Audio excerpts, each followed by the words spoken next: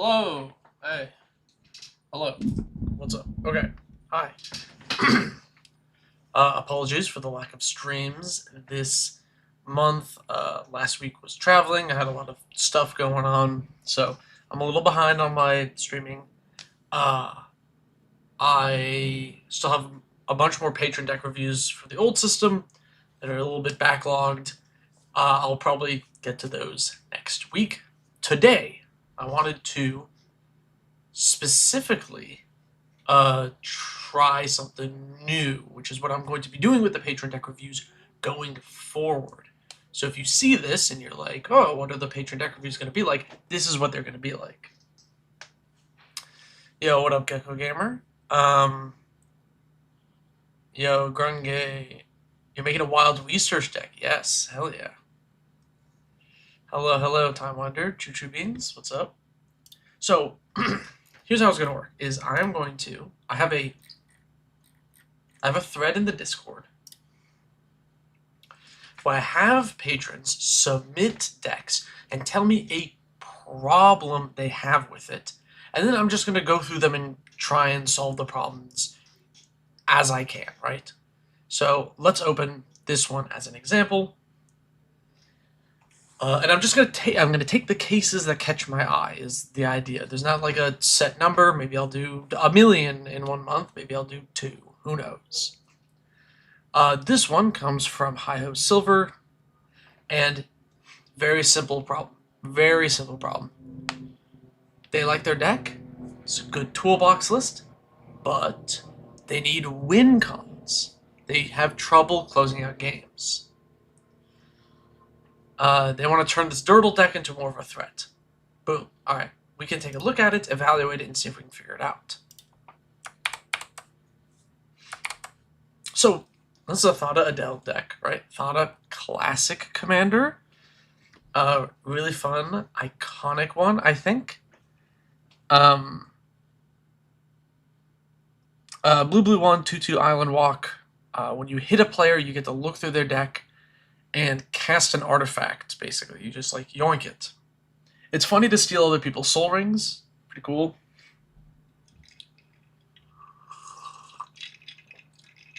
Oh, look at that. Hi-Ho's in the chat. Perfect, perfect. You're my test subject here. So, overall, let's just take a look at the deck. Arcanus, Azami. Oh, so we got a wizard package here. Okay. Oh, okay, so it's Thada Wizards. Okay. Intriguing.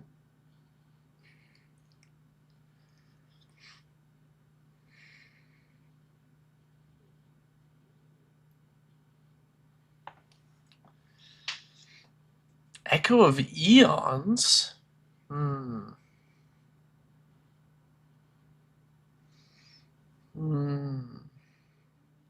Now, what I haven't decided in doing this series is whether or not I'm going to move all of these to my own Architect page or not, so I can more easily move cards around. I might do that.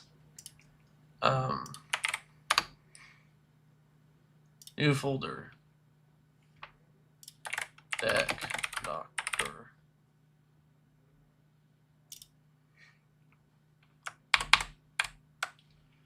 New deck. Let's copy this. Oh, what was the name of the deck? Thought it was Chop Shop. Chop Shop. Wizard Pod for the Pyre. Oh, interesting. I'll ditch this sideboard card here. Echo to get graveyard back for potting. Ah, okay, that makes sense. Let's make this the commander. Boom. Okay, cool. Now I can move stuff around. Immediate thoughts, Blackblade Reforge, Adaptive Omni tool if you're trying to punch with Thada? Maybe, but that has, like, none of those do anything with the wizard package. You know what I'm saying? Like, are you actually going to put, you know, the Blackblade Reforged on Trophy Mage? I don't think so. I Yeah, I definitely see your problem because I have no clue how this is supposed to is supposed to win the game. Uh, Currently,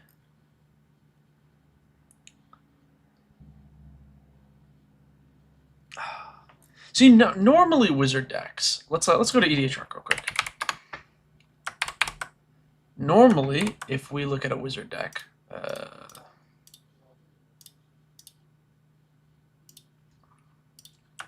Wiz.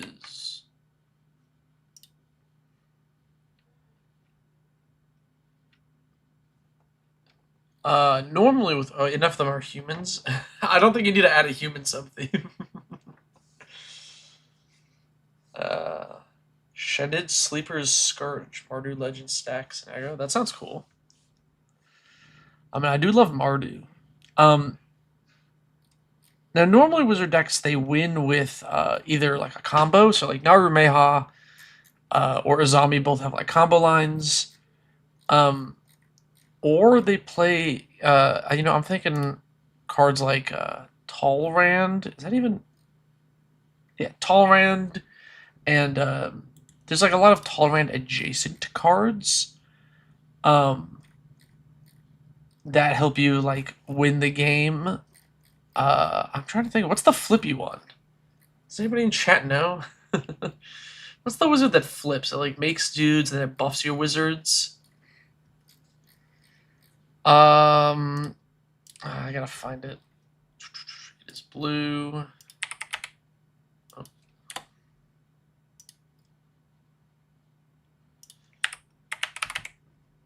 It's a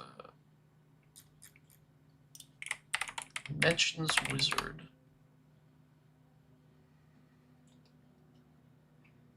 Is blue your favorite mono color? Because you get off the vibe of being a blue mage. I mean, I'm named after a mono blue creature, so.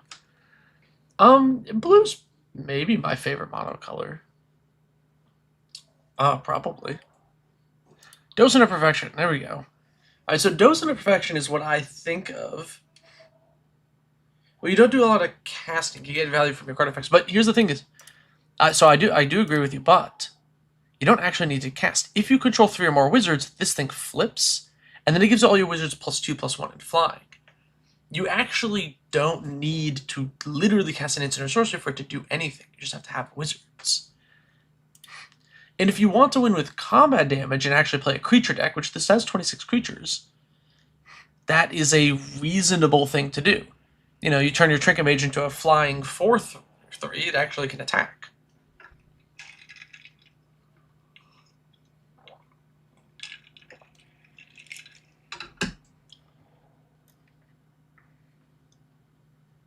We have a lot of equipment in this deck.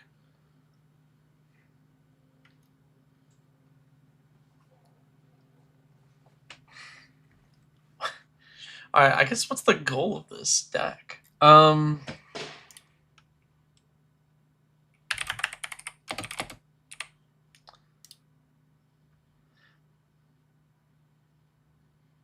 feel like blue is the strongest color in the format. The higher one goes in power. What? Swing Trinket for the win. You see it? Yeah. exactly. Whoops. It didn't get added to the sideboard. Hang on.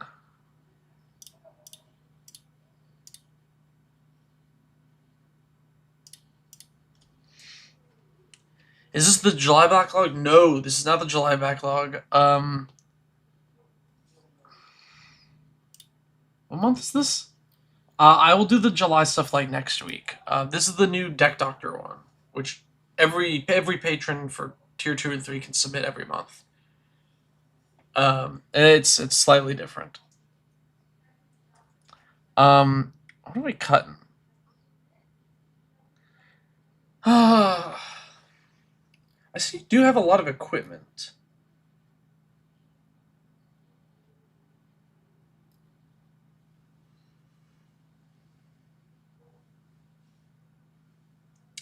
Most important thing for the artifacts is to keep in line for repurpose. Right, I get it. You steal their artifact, you repurposing bay it to put, a leyline axe in play. You equip it to your commander. Bada bing, bada boom. Yeah, I mean that's really good. I'm getting that. I mean I like this repurposing bay plan. There's just so many wizards in here, and I just don't know what to do with. Closet can go. Trailblazers, Meekstone. Yeah, Closet's kind of weird. It doesn't do anything with your commander. Doesn't really do too much with this stuff. I mean, yeah, I know you can blink like Trinket Mage or whatever, but I don't know how good that is.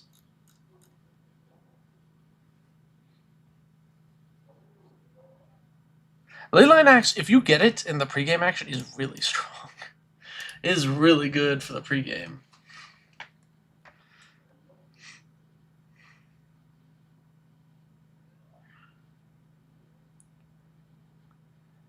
I feel like you want a Whir of Invention here as well. A Whir of Invention is really good with equipment because you can tap the equipment to power it out since they don't actually, like, you don't need to tap equipment, so it's super useful with Whir. And then also is another way to get your repurposing bay. I feel like if you have the repurposing bay and you're hitting people with Thada, you're kind of like gonna be closing out the game. Maybe this gives you some consistency to get your scariest things. The commander does not stick around. I usually recast her. I don't usually recast her unless there's an artifact board wipe. Usually in my mid to late game, she's not important. Wait, so what's the point of all this equipment then?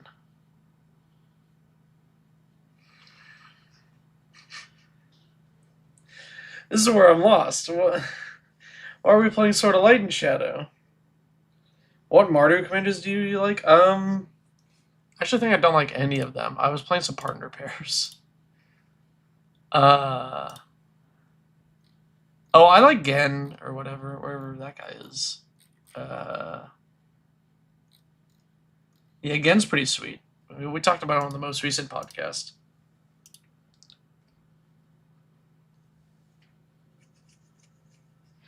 You can boost up soul difference. Okay, so here's my problem, I guess. And then I'm gonna try and keep the pace of these somewhat brisk so I can get through like multiple of them. But here's my problem, Hayo. I've diagnosed your issue. You can't close out games because you haven't picked and like committed to a win condition in your deck.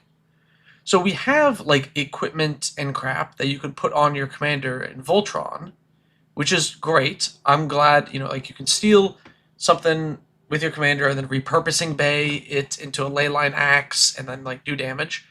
That's great. But then you also just have this other wizard package randomly for the rest of the deck. But these two things are like not synergistic. They don't work together. Swords of Forge and Frontier doesn't actually help you do anything with, Naban or whatever. Well, actually, maybe it does. Does it give the ability to it?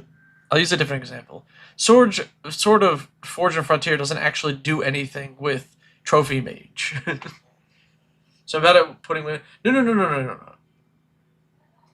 Oh, wait, sorry, that was someone else, yeah. I think you just need to commit to one of those. So I feel like either we cut some of the equipment and you just play Thada for the early game, cut equipment, and put in like Dose into Perfection, maybe Tall Rand, and maybe like a few more counter spells, some more spell slingery stuff, and lean a little harder into the wizard plan, or cut some of the wizard stuff, and then add more Voltron-y things, and then go with that. Drop equipment. You'll need artifacts to match mana values.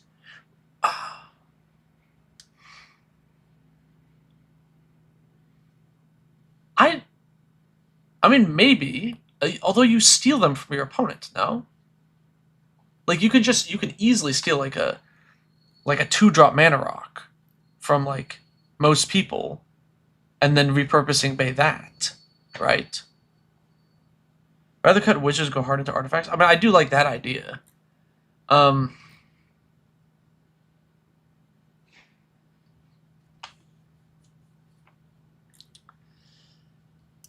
because like we can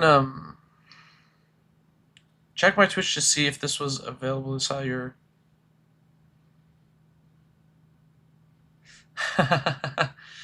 Yeah, I sort of like bit off more than I can chew there, Briggs. So I had a lot of I had too many of these deck reviews. So it's gonna be like way less deck reviews and more gameplay with patrons in the coming months. Yeah. So I just want to play more games with patrons and do less of this.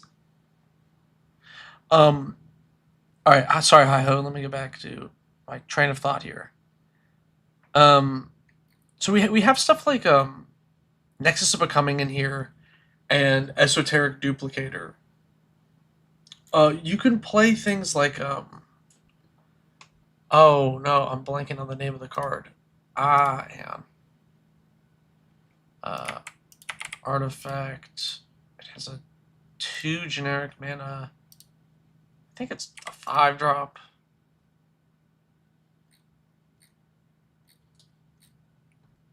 Mirrorworks. Here we go. We can do something like Mirrorworks. So Mirrorworks is a really cool card. Whenever the non-token artifact enters, you may pay 2, make a copy of that. And then I think you already had it in the sideboard here, but like Worm Coil. You know, you play stuff like Worm Coil or like Cityscape Leveler, big things like this, and then you can like double them with the Mirrorworks. And with Thada, since you can steal mana rocks from other players, you can ramp really hard to actually hit these Cityscape Levelers. And the Heart of Attack is a pod deck, either Repurposing Bay or Pyre of Heroes. That split is making it too unfocused. Yes, I agree. I think you need to lean into one of those because they're very different cards that call for different things. But I do like leaning into Repurposing Bay. I think this is a really sweet idea. And then, you know, we can have Duplicate's another really good one that you can like pod into because it like exile stuff. Is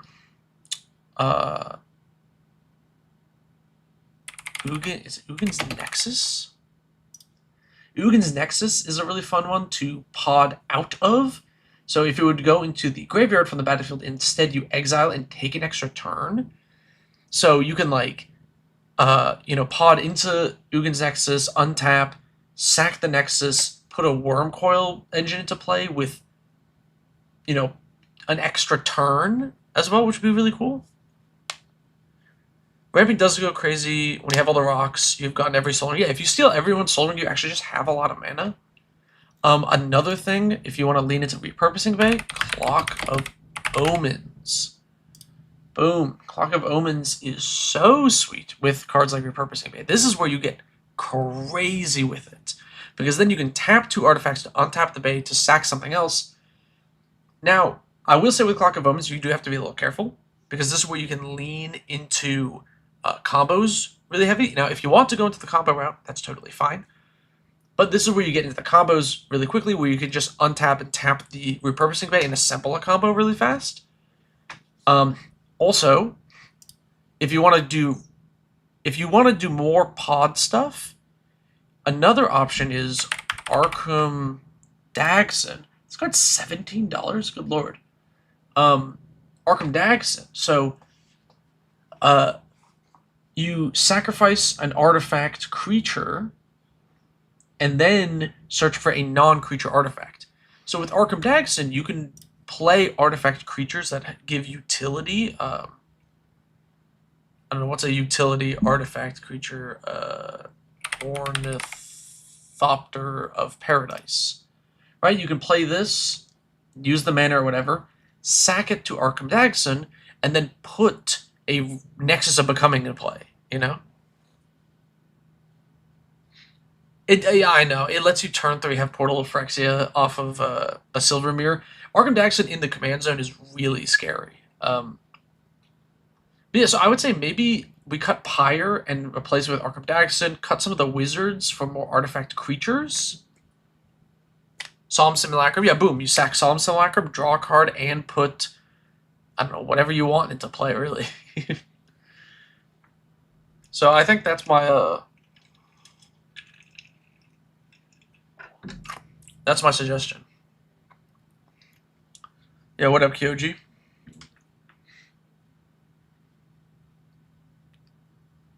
Okay. That was the first one. We did one.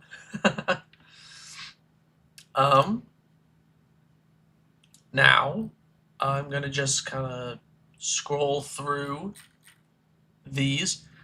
Now I did tell people I said, be as specific as as you can. But I should have said keep it to 1 to 2 sentences, because then people wrote like huge paragraphs about their decks. Like, Silver, you were the one that like kept it pretty pretty concise, which I appreciated. I want to find, just because they're in the chat now. Gecko, you submitted this month, right? I don't see it. What commander deck did you submit? Alright.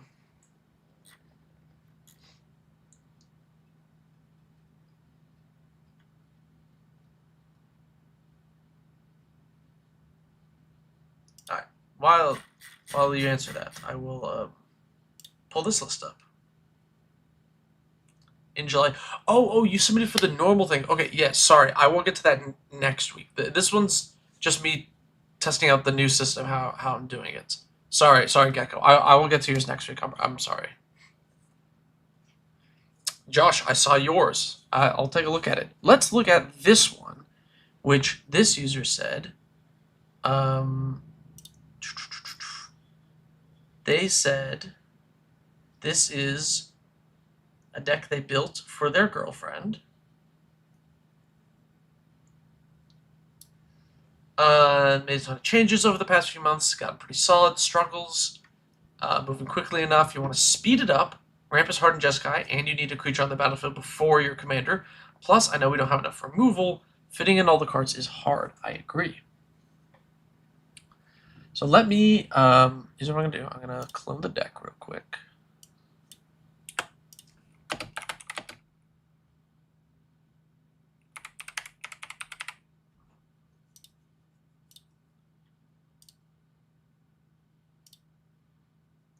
Let's put it right here.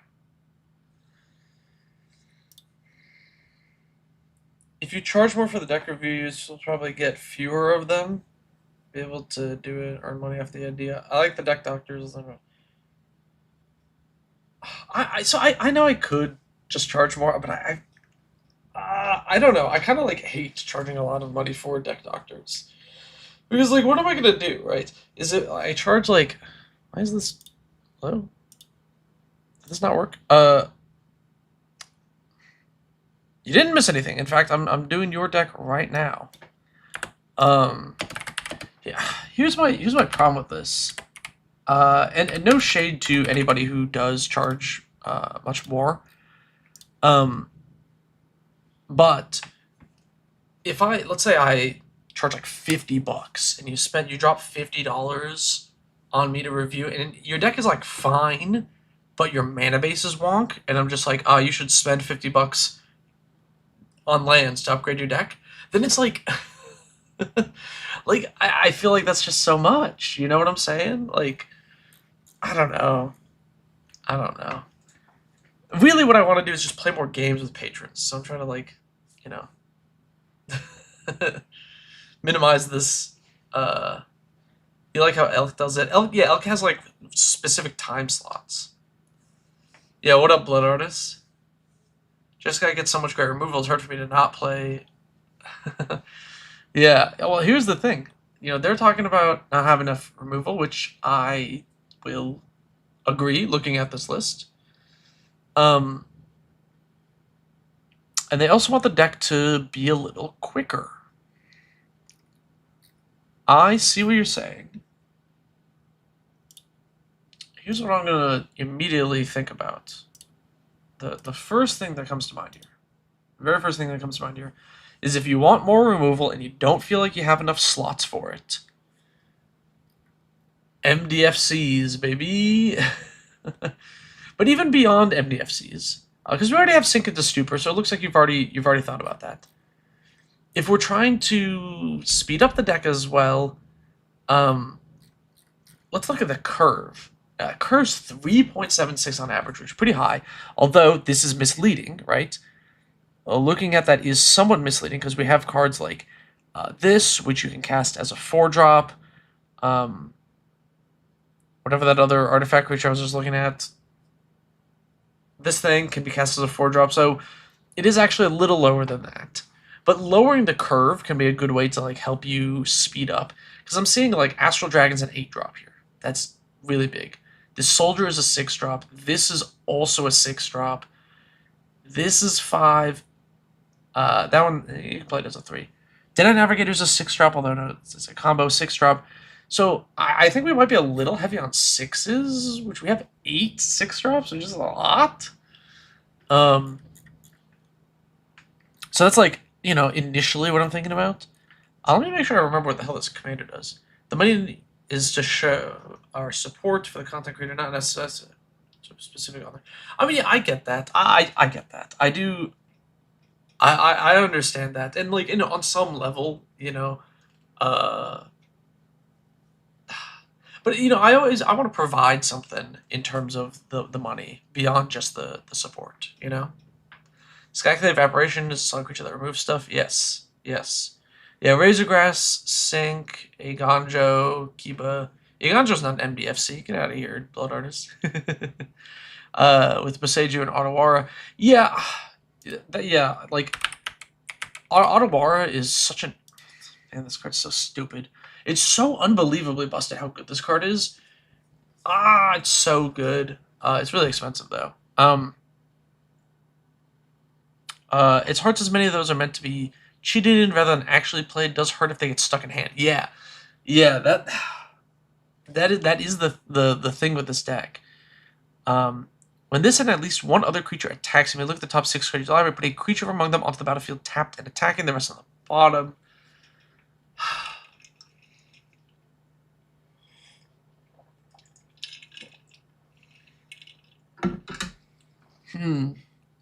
How do we speed this up without messing with the rate of big creatures in the deck?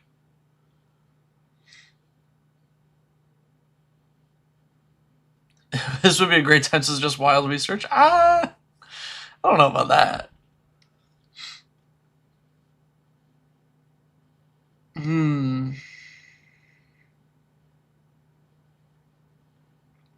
Okay. Here's some thoughts. We maybe. All right. Now here's the crazy thing. More ramp seems good. Yeah, I think this could be this is like potentially a deck where you do just want to hit all of your 2-drop rocks, right? Because let's think of the curve. Let's think about it turn by turn, right? You go land, rock. That skips us to 4. Play a 4-mana creature, something that is utility or we're okay with attacking. Turn 5, play Arthur, and then just hope for the swing, right? Just like believe, right? That's like, or turn 4, right? Sorry, turn 3 we play the 4-drop, turn 4 we play Arthur, and you put the big thing in on 4, right? That seems reasonable. Yeah? And then you also have hidden extra mana, which helps. Worn Power Stone / Coalition Relic jump us from 3 to 5. Yeah, but we have to have a creature in play that can attack for Arthur to trigger. So we don't care about jumping to 5 because we actually want to play the 4-drop early. The other option is things like Claim Jumper are really good because then on 3 you play Claim Jumper and then ramp your 4th land, and then next turn you go 5, play Arthur, right? Yeah, he has to swing at the friend. Yeah, otherwise it doesn't do anything.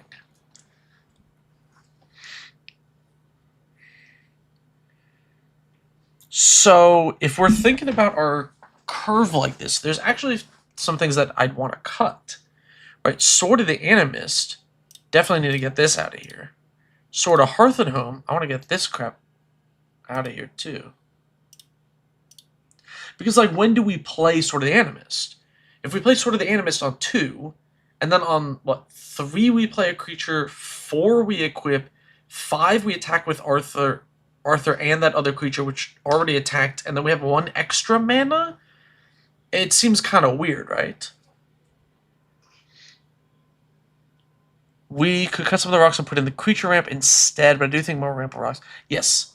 Yes, that would help with whiffing. Yeah. No, I'm with you. I'm with you on this. Another thing I want to probably get rid of is Panharmonicon. It's very win more, and it is not a hit with Arthur. If you're already cheating in big ETBs, in theory, those should be good enough to, like, do things as is. So I think I want to get rid of Panharmonicon. So we want to add stuff like Silver Mirror, and like Gold Mirror, Ruby Mirror. What's the red one called?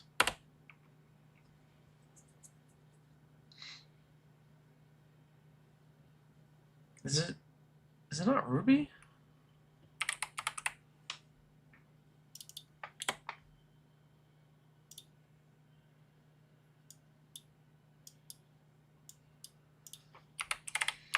Iron Mirror.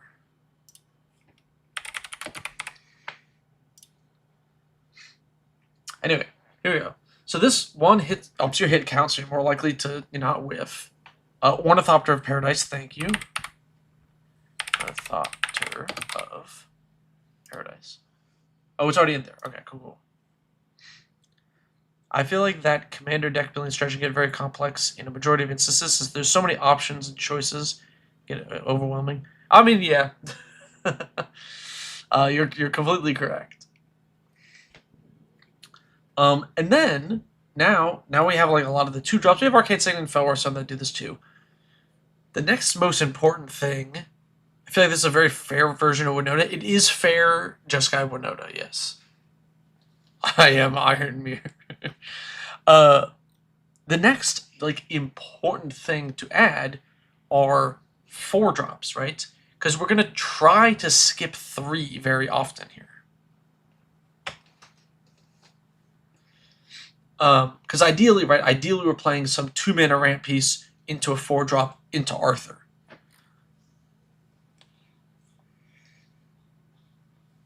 So the other things that are 3 mana, 2 mana have to be really good to actually stay in. Claim Jumper works because if you don't have a 2-mana rock, the Claim Jumper fits the same role because it lets you ramp into Arthur and then you attack and trigger it. So Claim Jumper is fine. Charming Scoundrel?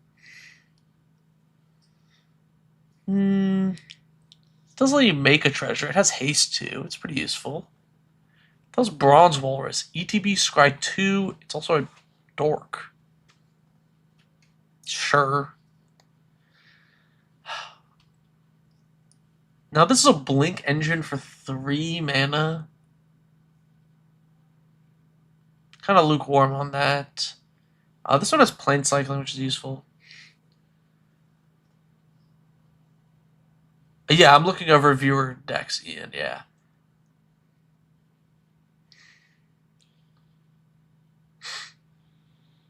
Moonshaker Cavalry, I think, actually just isn't needed in this deck. Because it's, like, really bad to cheat out. If you only have 2 creatures in play, you're going to give your team +3/+3 or whatever. It's better than not giving your team +3/+3, but then, like, I don't know, what else does it do for you?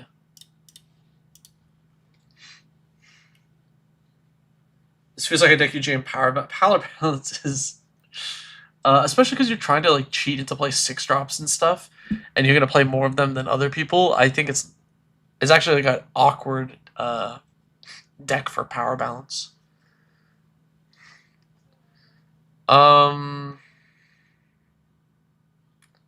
We actually have a reasonable amount of good 4-drops. I think Tribute Mage, I know it gets you the scroll rack, but that's really slow to find and then cast and then activate, then attack, then do all the things. And it gets Sundial too. But I think ideally we just want the ETBs to be higher value. Take out the walrus, you play it on 3, 4, after the commander can't attack that with a trigger. You know what, that's true. It does actually fit the curve wrong.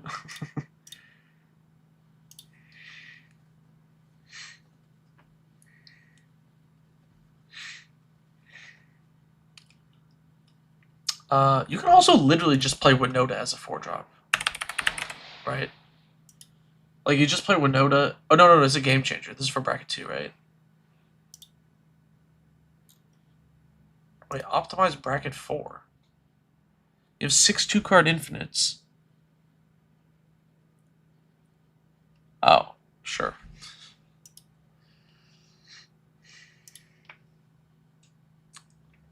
People think the Lost is cute here. It feels so weak to like cheat into play. I know it draws you 2 cards, which is funny. Yeah, what up, Giant Orangutan? If we want to do Blink and need removal, you can add Parting Gust. Parting Gust is already in here. It's quite good, yeah.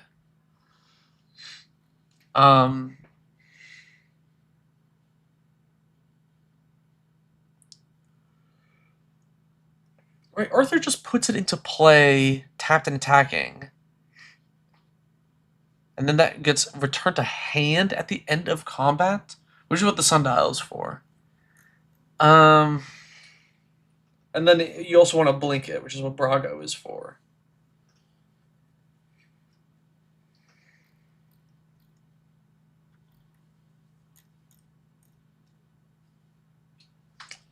No, you're good, Gecko. It's hard to see sometimes when I'm scrolling up and down a lot.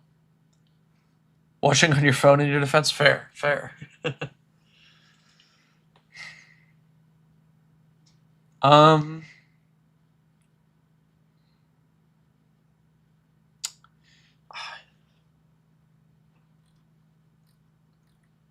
Is Felidar Guardian worth? Because it's a 4-drop. And it blinks. I guess maybe not. Are there any creatures that make mana when they attack or hit face or anything? I mean, we have like Paragon Drake that untaps 5 lands.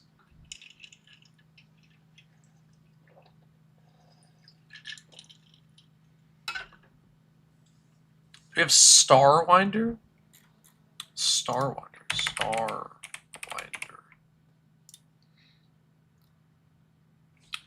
Whenever creature you control deals combat damage or play, you draw that many cards. Yo, okay. You know what's really cool about Starwinder here too is you can warp it for 4, cloud shift it, and then you just get to keep it. And that's a 5-mana 7/7 that draws 7 when it hits a player. How many flicker cards can fit on an Isochron Scepter? Is Scepter a good ad here? Oh, that feels so greedy, but that also feels awesome. I don't know.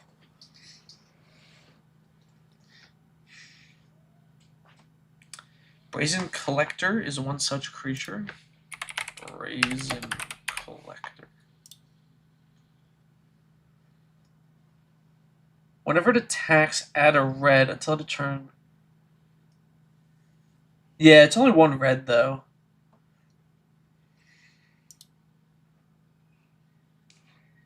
You meant like Neheb. He is a weird place on the curve, that's true. He's a 5-drop. Neheb is...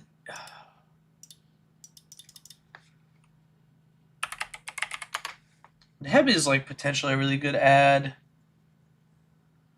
Because like the cool thing is, so Arthur puts it back into hand at the end of combat, but Neheb can very easily replay itself. Oh, no. Because it bounces at end of combat and he triggers at post-combat main phase. So actually that's not going to work. Misses the attack when cheated on attacking. Oh, that's also true. Yes, if it comes to play tapped and attacking, it doesn't. When it attack triggers, doesn't happen. Yeah, Quantum Riddler would be good here too. It is $30 right now because of standard, but will probably go down at some point. Card is just good.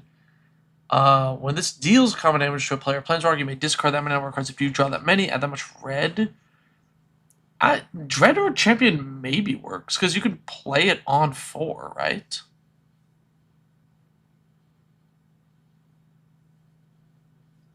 Yeah, Arella not being a good hit is sad. Honestly, to have Dreadhorde Champion seems really good.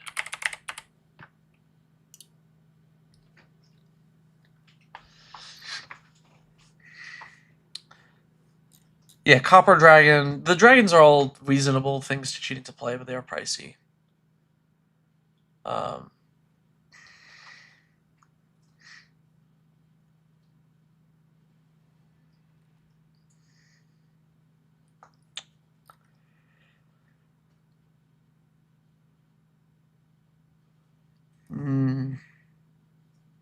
Yeah, Rust Angel's good.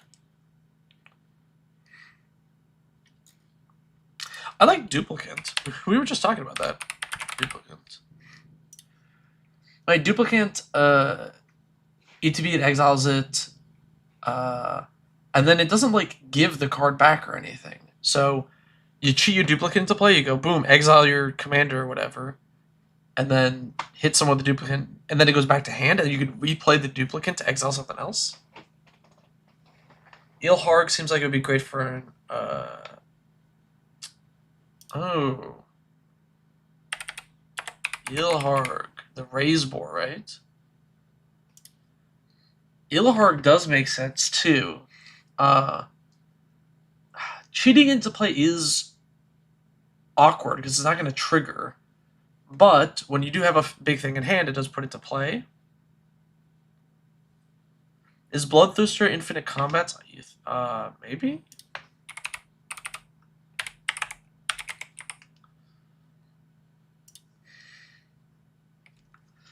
When deals combat damage to a player, untap it after this combat phase. There's an additional combat phase.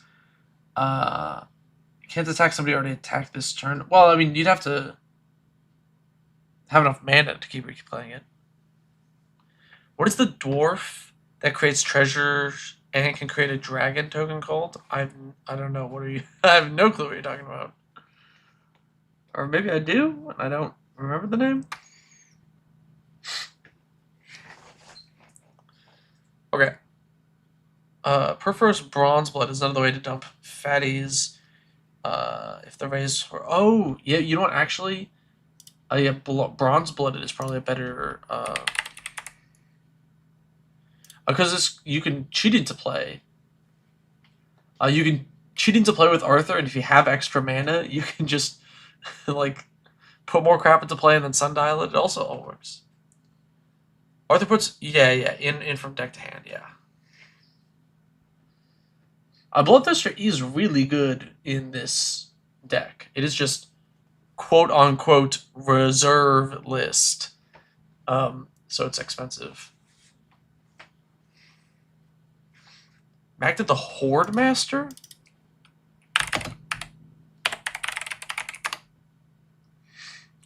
Whenever you commit a crime, make a treasure. Sack 3 treasures, make a Dargon? This one?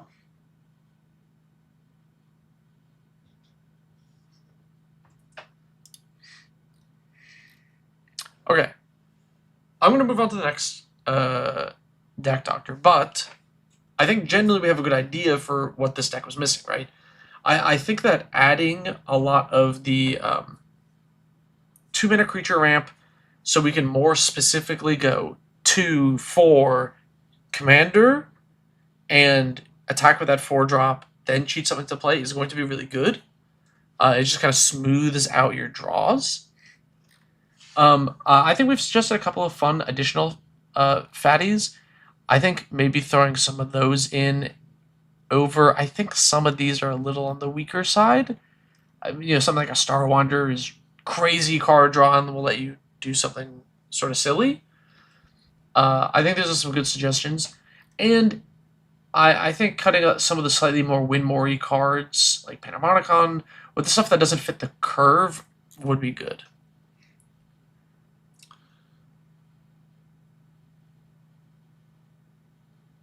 You'll go back to these ideas tonight? Hell yeah, okay. Awesome. And then I think...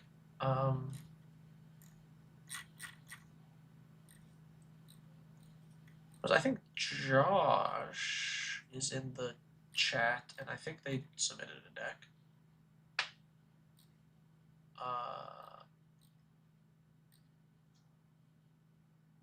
Yeah, let's take a look at this one. This is your Eowyn deck. It was your first ever pre-con. Your wife got you when you first get into Magic. You've upgraded, changed it completely, trying to make it more consistent, having some issues. A 5-cost commander who is enough of a threat to be removed or countered is difficult to balance around. And I often have trouble with my play patterns for the first few turns, waiting for a source of protection for her, and a way to get her to trigger the ability as soon as she hits the board. Because my friends are very scared of her, she becomes a removal target. Any advice would be appreciated. But let me tell you, I have a very simple solution for you. Let me take a quick peek at the list. Yes. Okay. Now, this might sound kind of silly. Hang on. New deck.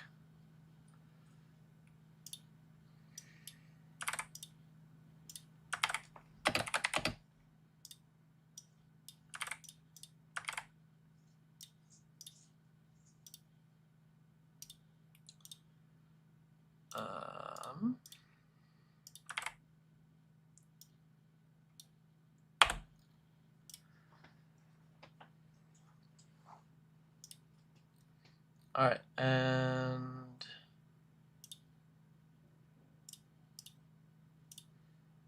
whoops, I set to the sideboard. Make the commander. Okay, here we are.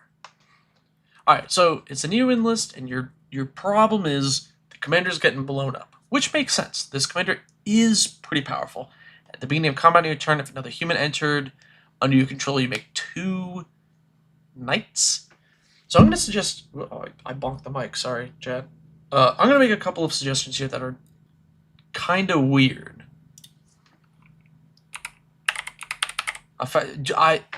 Blood Artist, I have done hundreds of this. Literally hundreds for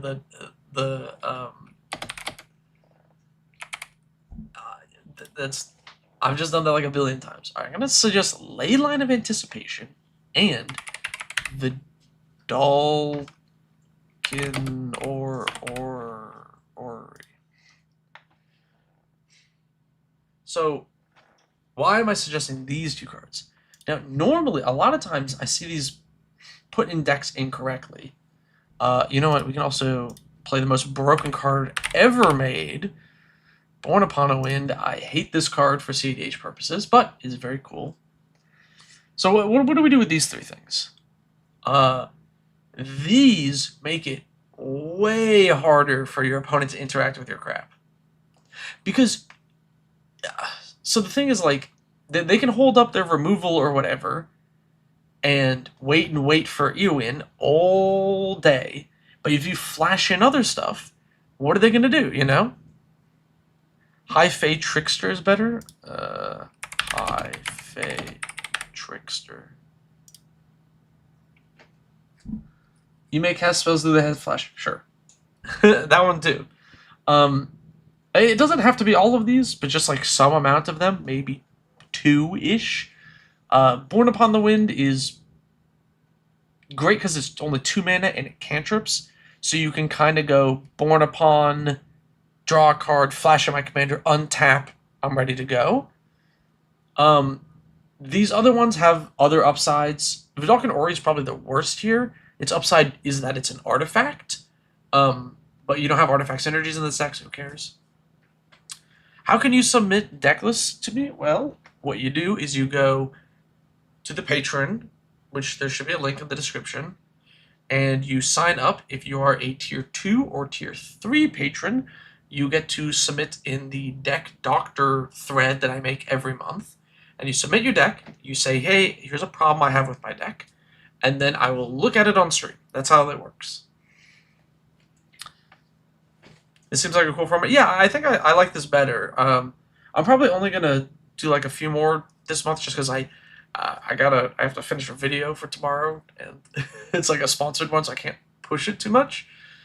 But this is the idea. Are we flashing in creatures? If not, Valley Flood Color also does this? Sure. Valley Flood Color.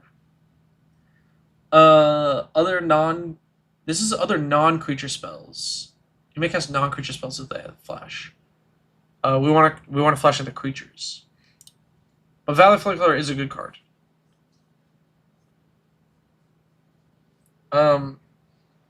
Anyway, this crap, yeah. Yeah, we can also play more defensive counter spells. I like the Stubborn Denial suggestion. There's also, a lot of people don't know this one, but Miscast? I can't spell it. Miscast. Miscast is kind of neat. It counters an instant or sorcery unless they pay 3. Or if you want to go even more specific, Dispel. Dispel is a strangely powerful Magic the Gathering card. It is 1 blue, counter target instant, no conditions on that. Now, of course, countering on just instants is very, very niche. Are we flashing creatures? If not, oh, sorry, Gecko, I misread your comment. This is where, like, I'd fix decks that viewers make. Yeah, viewers submit decks and they say, hey, I have X problem with the deck, and then I try and solve that problem. In this case, this person is running into the problem that their commander is getting focused. So Dispel is a really, really powerful card. It is one of the best counter spells in a counter war. It is one of the best counter spells at stopping instant speed removal. 1 blue counter, their thing is so efficient. But of course, it's very narrow. It only does the one thing. But if that is the one thing that you're struggling with, Dispel could actually be worth adding. Yes, Deflecting Swat can be direct removal. Bolt Bend, these are also great suggestions. Swat is pricey, which sucks. But there's Bolt Bend, or the new one from Avatar also seems pretty good. This lets you move around, spot removal.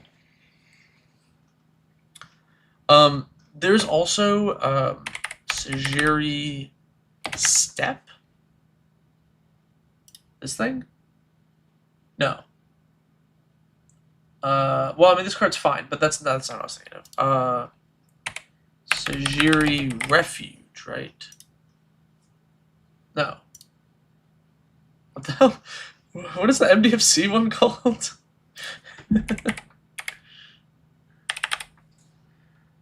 This thing. Oops. Sajiri Shelter. Target creature neutral gains protection for the color of your choice until end of turn. And it is a tap land on the back. You can cut a plains for this, and then that gives you 1 more protection spell without that.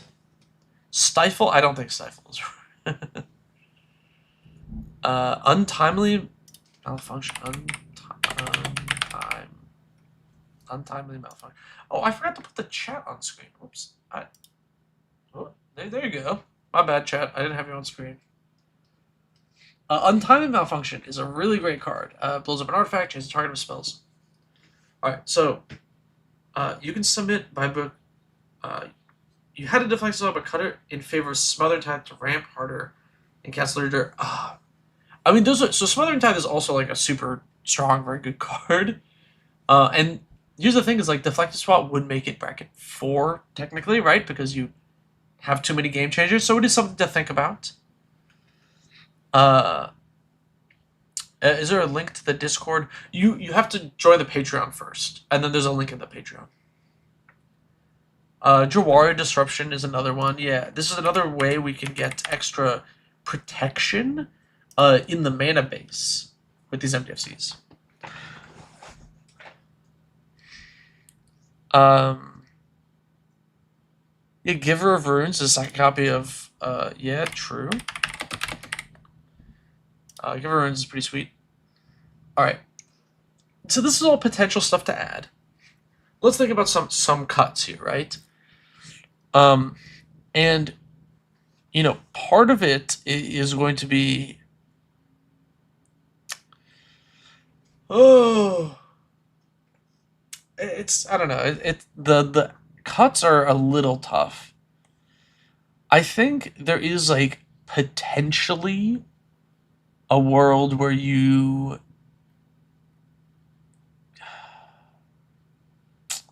Maybe you just go down one or two creatures, although you only have 29.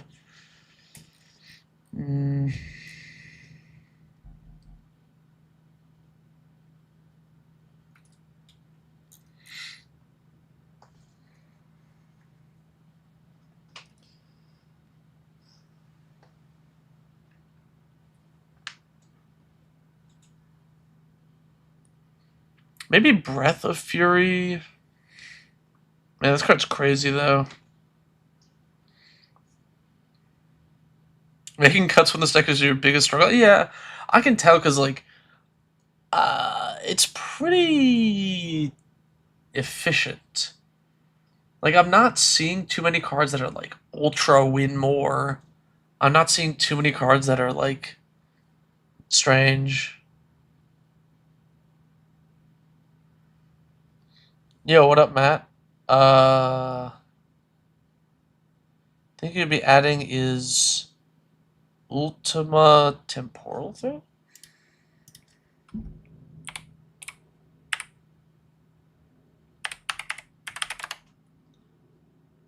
This thing?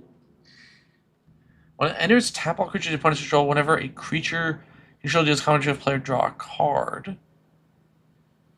It is also a human. Is that better than the Indomitable in this deck? It actually might be.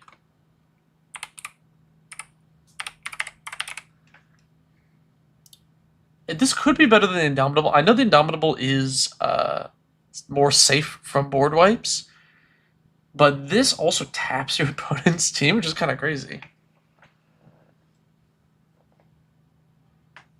What do you got to do to get your piles of decks fixed? You just join the Patreon, and then you submit a list. At the start of each month, I'll make a new thread for it, and then you just submit in that thread and go, "Hey, this is my deck. This is the problem I'm having with it," and I'll try and solve the problem. Hero Precinct 1 can get chopped. You know what? Facts. That card it's kind of booty. There's so many mono white cards in here.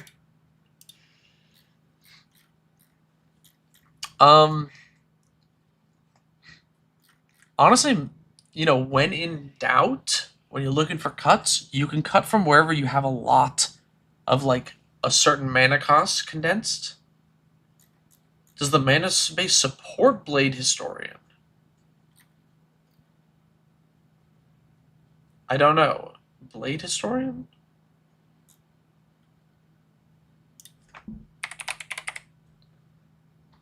Oh, this thing. I think so. It's like all Pentalands and Trilands. You can probably cast Blade Historian. Reinforced Lonin, Recruit of the Guard doesn't get game any creature. Yeah, but Recruit of the Guard does get Mother of Runes. And that might be good enough. Ronin lets you trigger your commander, right? But, like, always consistently?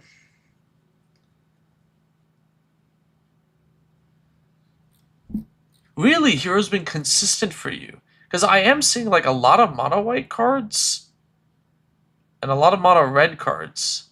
Like, this only triggers when you cast a multicolored spell, right? So it's Eowyn, and then 1, 2, 3, 4, 5, 6, if you have Dovin's Veto, 7.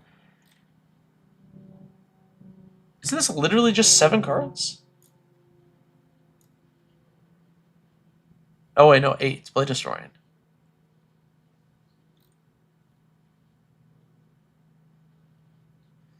Yeah, I think Ronin's good because you always have a human in hand with him, so it lets you trigger your commander like really easy. I, I think Ronin's kind of money. Hero triggers. Yeah, he triggers off of the commander, but then like, does it do anything else? So I don't have to hold up mana for. Oh, so you don't have to hold up more mana. Oh, man, is that good enough? Maybe you're right. Hmm. I wanna suggest some amount of cuts before I like move on to the next list. But this is really tough.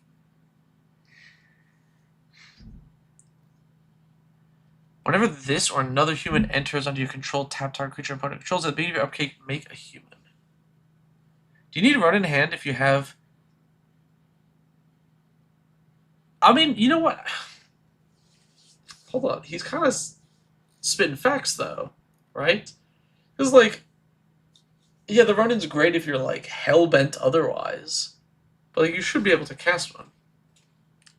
That's saying you get behind it. Yeah, no, I do see what you mean. What you mean though with the Hero Precinct one because it's very mana efficient. But I don't know. Maybe Choo Beans is kind of spin with the reinforced running because like your whole deck should trigger your commander, right? Counterspell is double blue. Yeah, I mean this mana base is good though. Double blue should not be a problem in this deck. We have Command Tower, Exotic Orchard, Flooded Strand, Flood Farm Verge, Hallowed Fountain, uh, Path of Ancestry, uh, Plaza of Heroes, Prismatic Vista, Rugged Triome. I mean, Sea of Clouds. Like, there's so Training Center. You should be able to hit double blue easy. Counterspell's not a problem in this deck. um, Especially considering it's casual EDH, so you don't need to play Counterspell on turn 2. You know. Fanatical Devotion is excellent protection. Fanatical Devotion's really good. Yeah, I did kind of forget about that. Actually, I have a copy of this card. I just never found a home for it. I really like that. I still want to find some more cuts.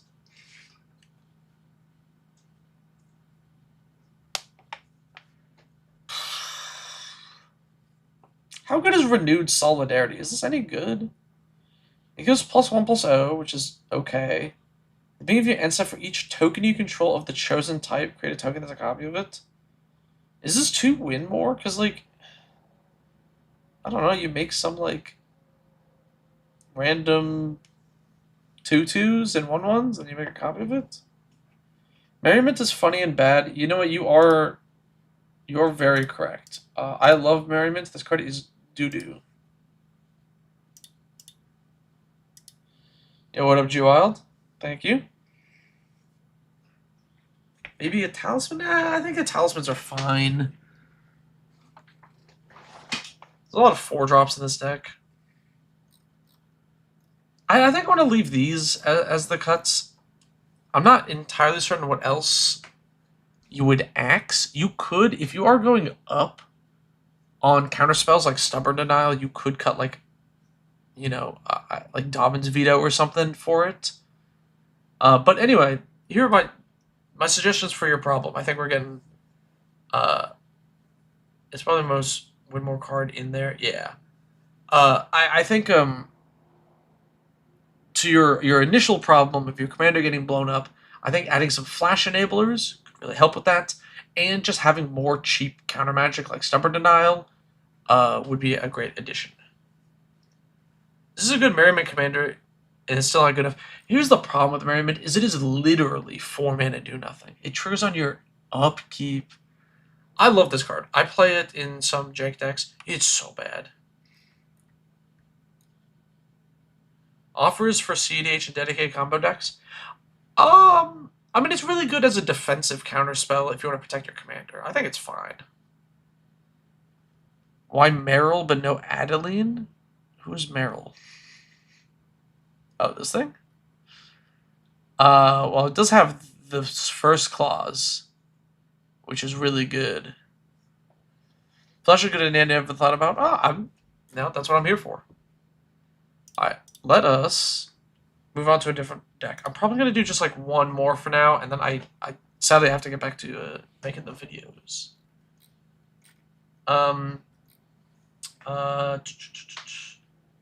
Lack of interaction.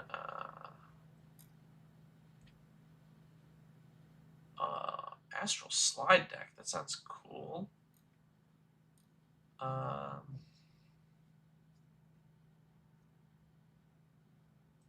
Brawl deck. I don't know too much about Brawl. Yeah, what up, Giant Rain? Oh yeah, did you submit for the deck doctor or the July? If the July one, I'll get to that like next week.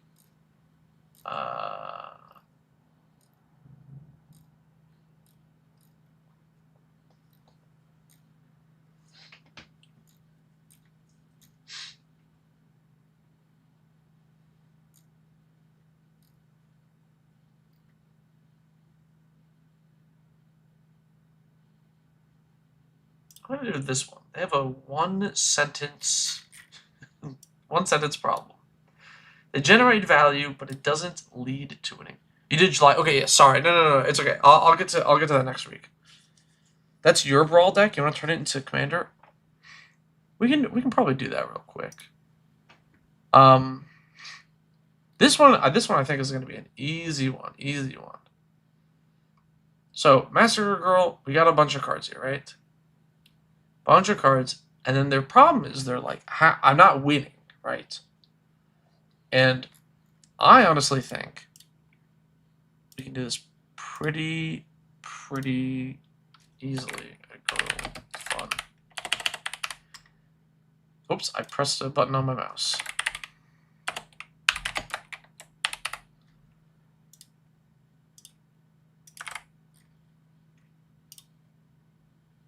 Funeral room.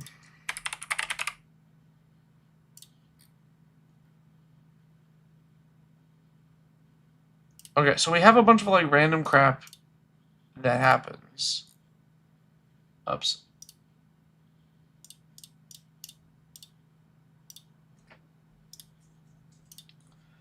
But none of it leads to a win.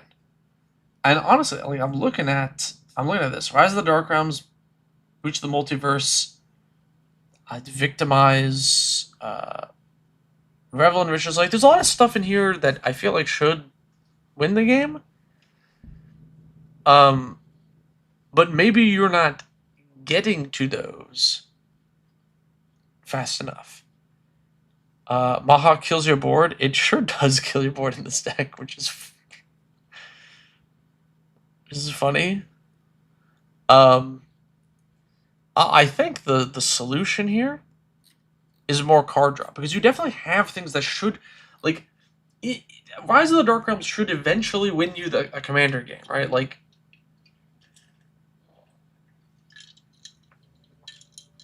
Grave Betrayal will eventually win you a commander game, much slower, but it will. I just think you need card draw. Now, of course, this is the obvious ones, right? Necropotence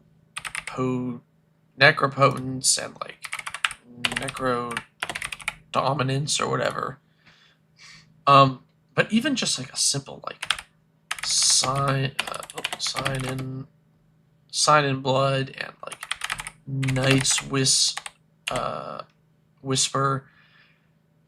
These ones are really great. I like Moonlight Bargain is kind of a crazy one. It fills your graveyard, goes like 5 cards deep.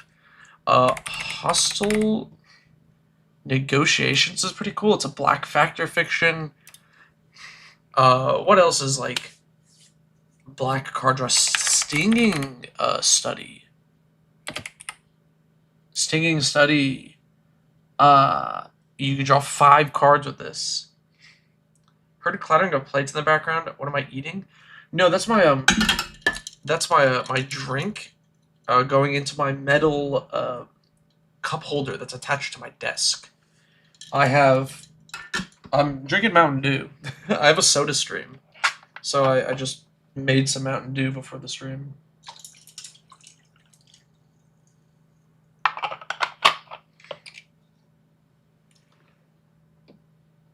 Lack of win cons. I think this deck has like I feel like if you are, I feel like this deck should win games, right? Like on some level. Ooh, you know what I want to suggest as well? Hunted. Hunted Horror is a really cool Magic card. It's a 7/7. You'll easily kill the 3/3s in this deck, and then you just you just have a 7/7. Yeah, I feel like you should just be winning with like Maytook Massacre and like Revel in Riches and stuff. I think you just need to draw into them. I think card draw is the real problem. Straight from the mountain, like God intended. Yeah, exactly. All right. Let's go back. I think Sticky is in here. You wanted to turn your Brawl deck into a Commander deck.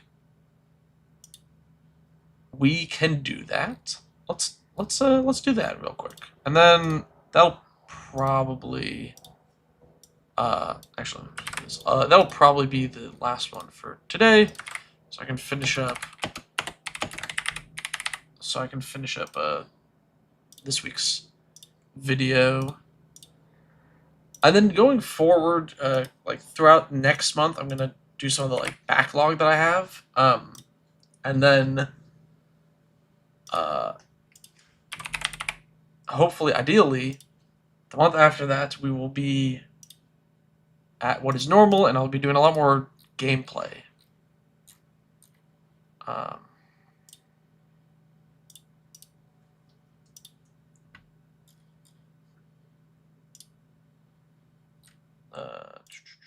Here we go. If you want a bunch of creatures to die all the time, Tombstone Stairwell. Oh yeah, the card's reserve list, right?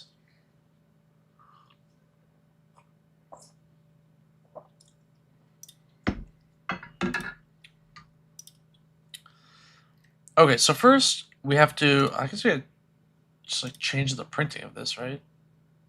Or whatever. All right, hang on.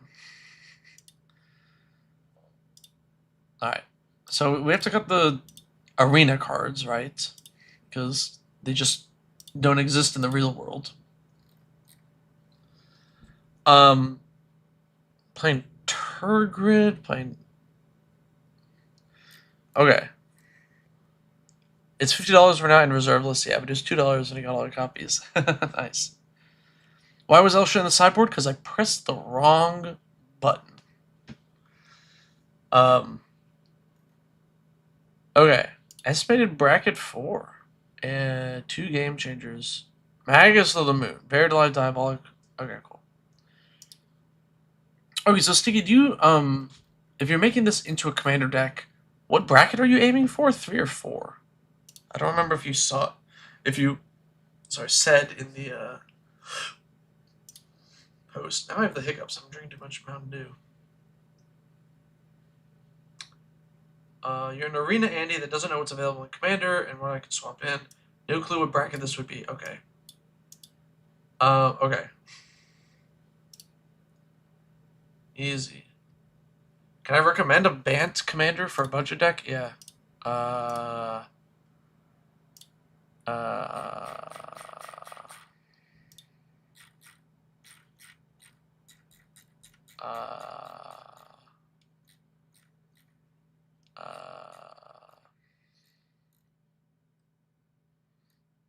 Boom. Sidar Thrasios Weenies. Done. That's what you should build. I've never seen this before. I bet it's awesome. I hope that helped. So if you are an Arena Andy, you're looking to pick up this list, and you're like, I want to bring it to my local game store, I would recommend bracket 3. I think that's what a lot of people will have. I think it'll be very easy for you to find a game. To make a bracket 3, all we have to do is cut Magus of the Moon.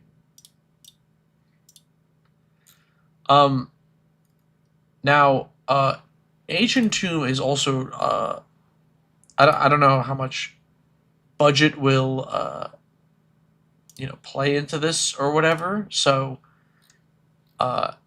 Ancient Tomb is quite pricey.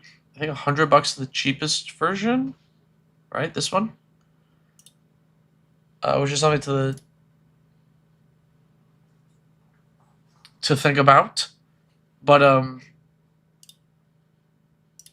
yeah. We'll let's see. 97 cards. Okay, yeah. We'll make some cuts here.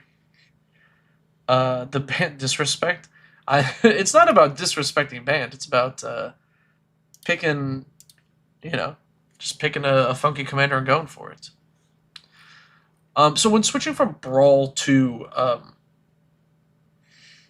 Commander, you're swapping from 1v1 to multiplayer, and because of that, you want to adjust some of the cards, You can cut Tomb has never been that helpful. I mean, I think Choo Choo Bean solved it. You have a lot of things that cost 1. Anyway, this is just more for like a budget thing. You can run Ancient Tube if you want. It doesn't really matter. There are certain cards that are like way better in 1v1 and just not nearly as good in multiplayer. And that is sort of the like cheap, low to the ground, efficient things. So like Monstrous Rage is pretty awesome in 1v1. It is slightly better here because your commander cares about its power. Ragavan is another thing that's just not very good in casual EDH. If you don't play it on turn 1, the board is usually not super clear. It's kind of hard to get through.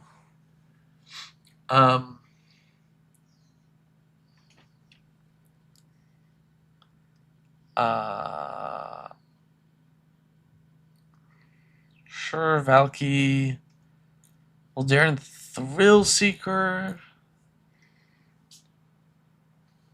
One other thing that you are going to want in multiplayer Commander as opposed to Brawl is more board wipes.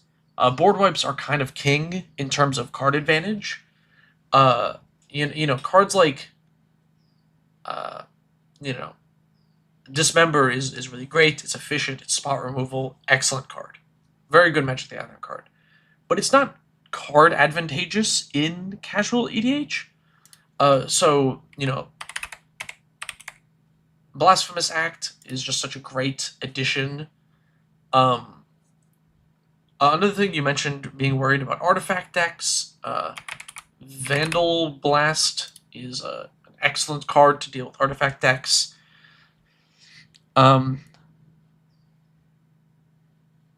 What else do we got in here? You can also potentially like up your curve. You can play a little bit more 5-drops and a little fewer 2-drops. Although I know for your commander, you kind of want to keep the curve a little low because it cares about mana value, not like power. Whenever this creature attacks, if you attack this turn, okay, look at the top 3 cards you like, put one in the hand, one back.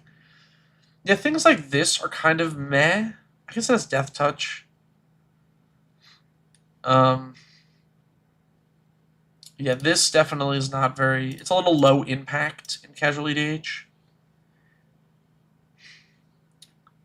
The flexibility of untimely... Yeah. I like this one too. Yeah, let's add that too.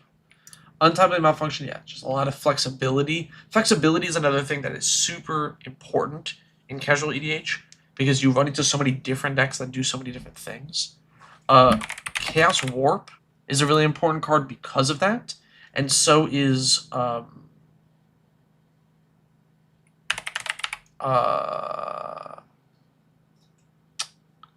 what is the Black Enchantment removal card?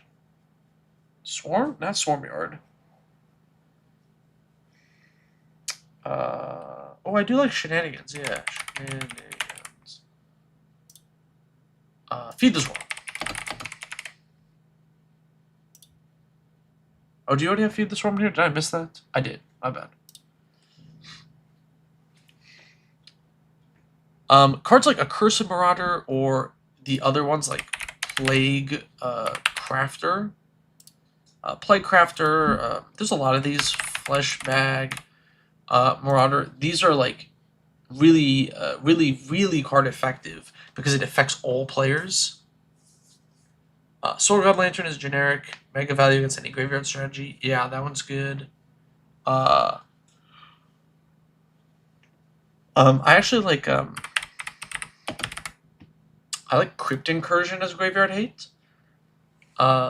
Late game and you can gain like 20 plus life with this card. It's kind of sweet.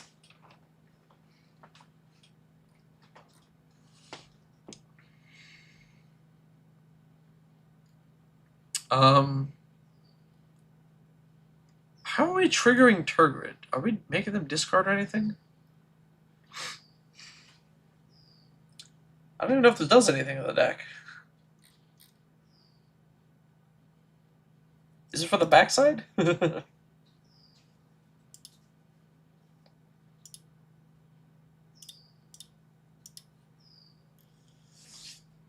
do I think of the 4-mana Modal Edict creature from Final Fantasy?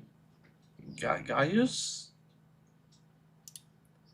I'm not certain what card you're talking about. This thing? Each player sacrifices a creature token of their choice. Each player sacrifices a non-token creature of their choice. Sacrifices an enchantment of their choice. Yeah, that's great. This is a great thing to like recur and such. One card that I think is really sweet for this deck is Tortured Existence. Tortured Existence is a very neat card. You can pay a black, and you swap a creature in your hand and graveyard. So it lets you, you know, early game, you have your things die or whatever. Your Curse Marauders in the bin.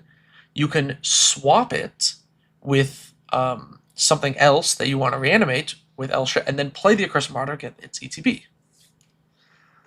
Liquid Metal Torque can help you clear up pesky enchantments. Yeah. I'm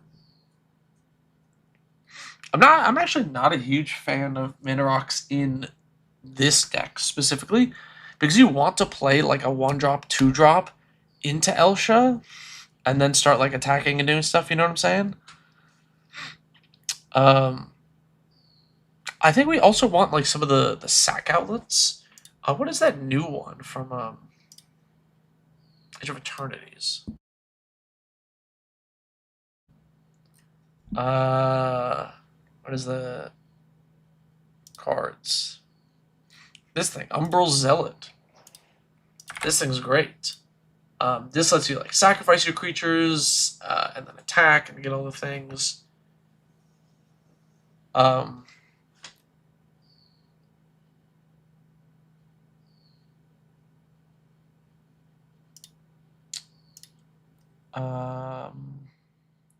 Meyer Train? Mill 2 cards, gain 2 life.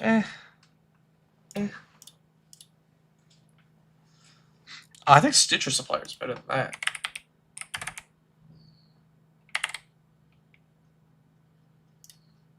Oh, it's already in the list. Okay, cool.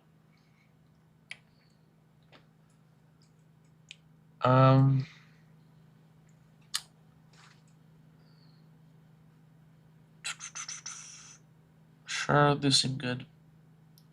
I mean, overall, like, other than all that, like, I feel like this deck isn't.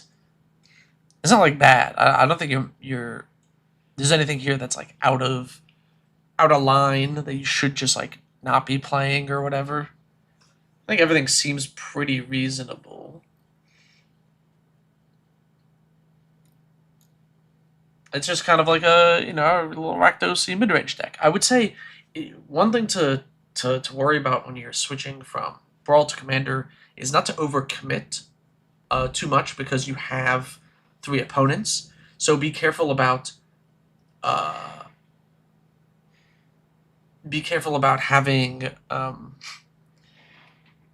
too much in your graveyard such that you get blown out, or overcommitting to the board and then getting hit with a board wipe and such. It's really more about play patterns and sandbagging than anything else. Meyer is there specifically for the... Oh, is that what it's in there for? If for the Grim Captain? That's funny. Oh, that is true. I do like Throne of the Grim Captain. Okay, sure. Sure, I get it.